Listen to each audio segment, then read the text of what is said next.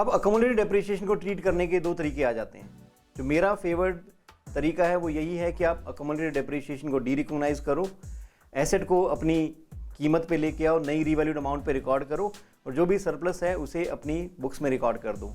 ये आसान है और ये बेहतर तरीका है जो कंफ्यूज नहीं करता है। जो भी अकोमोडेटेड डेप्रिसिएशन हमारी बुक्स में मौजूद है उसे ऐसे ट्रीट करेंगे जैसे एसेट ने एक नई ज़िंदगी जीने का मन बना लिया है। तो जो भी आज तक का अकोमोडेटेड डेप्रिसिएशन है उसे डी रिकॉग्नाइज करेंगे, एसेट को एक नई कीमत देंगे। जैसे हमारे एसेट की कीमत है 100,000, उसके ऊपर 55,000 का अकोमोडेटेड डेप्रिसिएशन लगा हुआ है, तो 45,000 इसकी कैरिंग अमाउंट है और हम इसे रीवैल्यू करते हैं 65,000 पे। तो नेट बुक वैल्यू के अकॉर्डिंग देखें तो 45,000 अब 65,000 हो चुका है, 20,000 का रिवोल्यूशन सरप्लस है। अब अकाउंटिंग कैसे करेंगे? अकाउंटिंग में हम अकोमोडेटेड डेप्रिसिएशन को डी रिकॉग्नाइज करेंगे, डेबिट करेंगे और एसेट की कीमत जो बुक्स में 100,000 है उसे माइनस करेंगे और 65,000 पे अब हमें दिखाना है।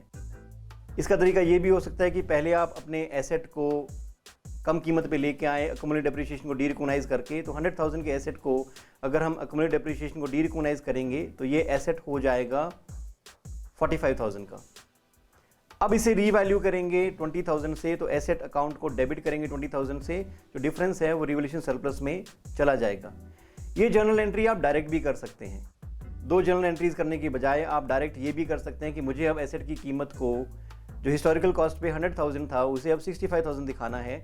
इसका मतलब 35,000 की कीमत से इसे माइनस करना है और अब नया अमाउंट जो होगा रीवैल्यूड अमाउंट वो है 65,000। तो अब एसेट अकाउंट को क्रेडिट कर सकते हैं 35,000 से, तो एसेट की कीमत 35,000 कम हो जाएगी, जिसकी वजह से मेरा एसेट अब 65,000 पे पहुंच गया है। इससे रिलेटेड अकोमोडेटेड डेप्रिसिएशन आप डी रिकॉग्नाइज करेंगे वो है 55,000। अब 55,000 और 35,000 में जो डिफरेंस है वो है 20,000, वो डायरेक्टली आप रिवोल्यूशन सरप्लस में 20,000 रिवोल्यूशन सरप्लस रिकॉर्ड कर सकते हैं। चाहे आप इसे दो स्टेप्स में कर दें, चाहे आप इसे डायरेक्ट कर दें, ये तरीका ज़्यादा बेहतर है रिवोल्यूशन मॉडल की अकाउंटिंग करने के लिए।